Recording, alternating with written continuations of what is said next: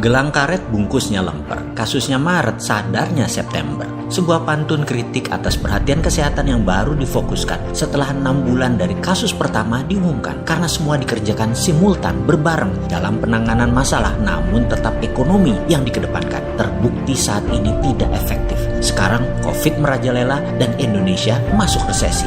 Efek COVID dibiarkan menyebar saat ini dengan penanganan longgar dan tidak melindungi nakes tenaga kesehatan. Indonesia akhirnya menjadi salah satu negara yang paling ditakuti. Selamat ya, ada lebih 59 negara takut menerima pendatang dari Indonesia. Hebat sekali pada takut dengan Indonesia. Bener deh, 6 bulan fokus pemerintah adalah masalah ekonomi yang terlalu dikedepankan. Ternyata membawa 2 efek yang tidak terselesaikan. COVID makin merajalela karena hanya melakukan himbauan pakai masker dan jaga jarak. Kemudian stimulus ekonomi fokusnya create demand, tidak menghasilkan naiknya produktivitas. Kemudian di bulan September ini baru menyatakan bahwa kesehatan lebih penting dari ekonomi. Walah Pak, kemana aja bos selama ini? Pembisikmu mah memang kerjanya nyari duit. Kok bisa ya percaya sama pembisik yang ujung-ujungnya duit? Anggaran digelontorkan. Wih, efektivitasnya nanti terlihat kalau kuartal 3 dan kuartal 4 pertumbuhannya minus. Berarti sampean dibohongi anak buahmu bos. Gak kapok-kapok ya percaya sama pendapat. Bukan data lapangan yang valid yang telah dianalisa oleh pakar. Masa semua keputusan pakai common sense sih memutuskan?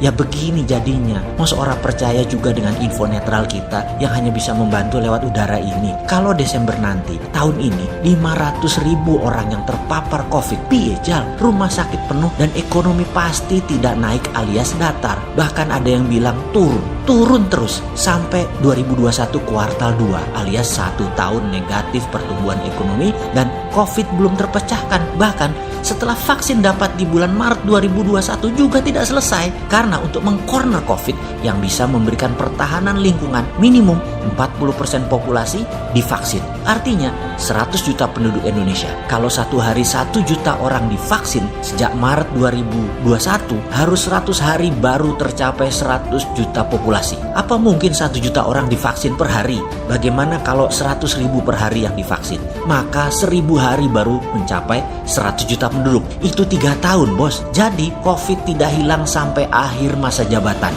Ekonomi bagaimana? Kekuatan mengguyur uang paling top sampai September bulan ini sehingga akhir tahun kuartal 4 akan terlihat naik sedikit. Namun kuartal pertama 2021 akan balik mengempes. Lalu bagaimana solusinya? Loh ya, kita harus terus beli solusi. Kita kan bukan pengkritik negatif, kita pengkritik positif, yaitu pengkritik plus solusi. Saya akhirnya sadar bahwa usulan memakai MMT ternyata sudah dikerjakan. Dan saya akhirnya tersadar bahwa MMT tidak jalan baik yang dikerjakan tersebut. Karena itu banyak yang mempertanyakan ilmu abal-abal si Bosman ini tentang MMT. Saat ini MMT lah yang mengerjakan kelolaan ekonomi bernegara. Akhirnya kita mempelajari secara seksama di mana salahnya MMT, Modern Monetary Theory.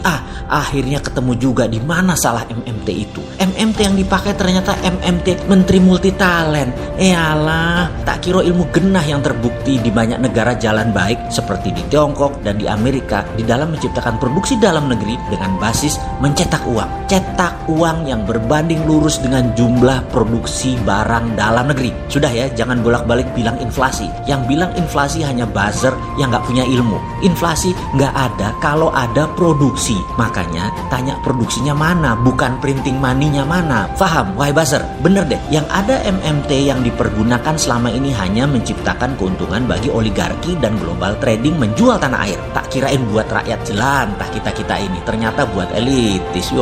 Sih. Jadi solusinya gimana? Ya pakai MMT yang bener, balik ke laptop, langsung ke UKM produksi, pakai digital database, peserta peminat daftar di web, semua data digital, dan buat semacam BPPN dulu. Ad hoc berlaku 4 tahun saja lembaga ini, nggak pakai tunai, semua digital, pakai payment sistemnya BI, KRIS dan GPN. Selesai urusan bangsa yang bermasalah ini.